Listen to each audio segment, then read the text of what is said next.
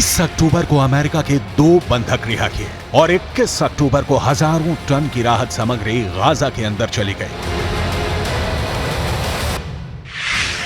क्या बंधकों की रिहाई और राहत सामग्री गाजा के अंदर भेजे जाने को लेकर कोई सीक्रेट डील हुई है?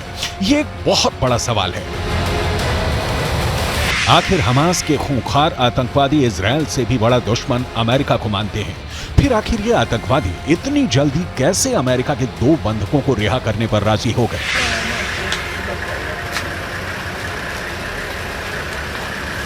ये वो सवाल है जिसके जवाब से बड़ा कूटनीतिक गेम डीकोड होने वाला है।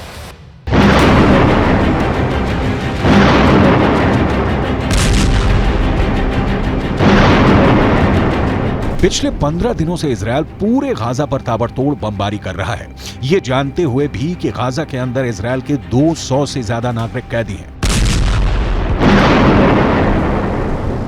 और उनकी जान को खतरा हो सकता है। कैदियों में बहुत सारे छोटे बच्चे भी हैं, ये जानकारी भी इजरायल को है। लेकिन इसके बाद भी इजरायल की ये नीति रही है कि वो कभी भी आतंकवादियों के सामने झुकता नहीं है और बंधक बनाने के बाद दुश्मन के द्वारा खेले जाने वाले माइंड गेम के दबाव में नहीं आता है। और बिल्कुल ठीक ऐसा ही इस बार भी हुआ। इजरायल के प्रधानमंत्री बेंजामिन नेतन्याहू ने 7 अक्टूबर को ही यानी हमास के अटैक के दिन ही यह ऐलान कर दिया था कि इजरायल अब युद्ध में है। उन्होंने कहा था कि वी आर इन वॉर। तब से आज तक कभी भी बेंजामिन नेतन्याहू ने बंधकों को लेकर अपनी कमजोरी नहीं दिखाई। ये जरूर कहा कि अमेरिका और इजरायल साथ मिलकर बंधकों की रिहाई की कोशिश कर रहे हैं, लेकिन अमेरिका ने शायद बेंजामिन नेतन्याहू के सख्त रवैये के बावजूद हमास के आतंकवादियों के साथ सीक्रेट डील के तहत अपने बंधकों को रिहा करवाने पर काम शुरू कर दिया है। हमास ये कह रहा है कि उसने अमेरिका के 2 नागरिकों को मानवीय कारणों से छोड़ा है, लेकिन हमास के आतंकियों से मानव जैसे व्यवहार की उम्मीद करना बेमानी हो गई। दरअसल गाजा में भूख के बिना हमास के लड़ाके इतने परेशान हो गए कि उन्हें मजबूरी में 2 बंधकों को छोड़ना पड़ा और आने वाले दिनों में भी इस तरह की उम्मीद हमास की तरफ से की जा सकती है, क्योंकि इजराइल और दूसरे देशों का रुख बहुत कड़ा है हमास के खिलाफ।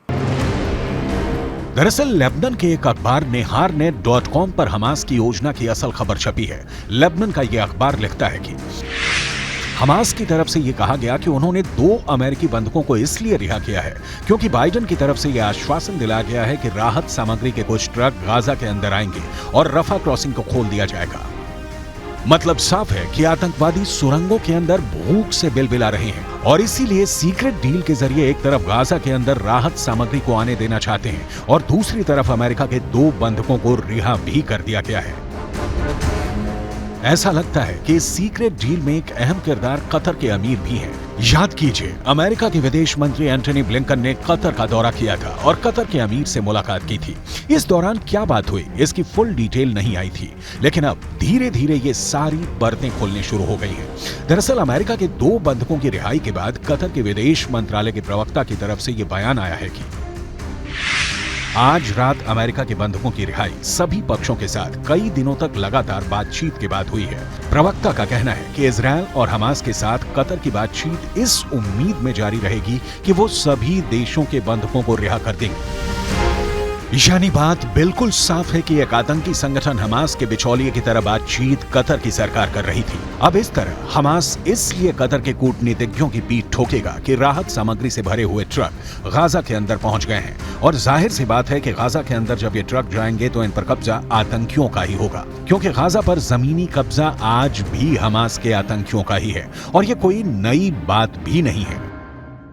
पश्चिम की मीडिया रिपोर्ट्स में पहले भी ये कहा गया था कि इजरायल पहले से दावा करता रहा है कि गाजा में जो राहत सामग्री भेजी जा रही है उसके आतंकियों के पास पहुंचने की बहुत उम्मीद है। इजरायल पहले भी ये कह चुका है कि जो ईंधन गाजा भेजा गया था उसे हमास के आतंकियों ने चुरा लिया और इसीलिए हमास के पास ईंधन का स्टॉक बन गया। पिछले 1 हफ्ते से लगातार इजरायल पर यह दबाव बनाया जा रहा था कि वो रफा क्रॉसिंग को खोल दे और राहत सामग्रियों को गाजा के अंदर जाने दे, लेकिन इजरायल इसके लिए तैयार नहीं था और उसने 2 बार रफा क्रॉसिंग पर एयर स्ट्राइक भी की थी। यही नहीं, इजिप्ट के राष्ट्रपति अल सीसी भी बयान दे चुके थे कि अगर गाजा के अंदर राहत सामग्री नहीं जा पा रही है तो इसकी एक और वजह इजरायल की जिद है। इजरायल के अंदर उन परिवारों में पहले से काफी गुस्सा था जिनके सदस्यों को गाजा के अंदर हमास ने किडनैप किया हुआ है। इन पीड़ित परिवारों ने पिछले हफ्ते एक प्रेस कॉन्फ्रेंस करके कहा था कि गाजा के अंदर राहत सामग्री तब तक नहीं जानी चाहिए जब तक कि इजरायल के सभी 200 से ज्यादा बंधकों को रिहा नहीं कर दिया जाए। इस मांग पर नेतन्याहू की तरफ से कोई बयान नहीं आया था क्योंकि शायद अमेरिका और कुछ साथी देशों का दबाव इजरायल पर था कि रफा क्रॉसिंग को खोला जाए।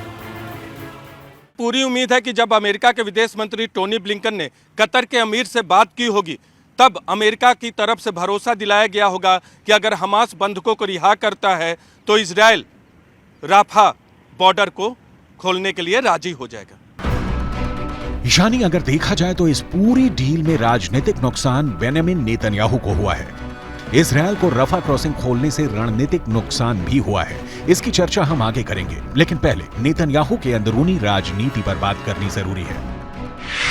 इजरायल के अंदर एक सर्वे हुआ है और इस सर्वे का दावा है कि इजरायल के 21% लोग गाजा में हमला करने के विरोध में हैं, लेकिन 65% लोग हमास पर हमले का समर्थन कर रहे हैं। गाजा में 51% लोग नहीं चाहते कि हिजबुल्लाह के साथ जंग हो और 49% लोग चाहते हैं कि हिजबुल्लाह के साथ भी जंग हो जाए।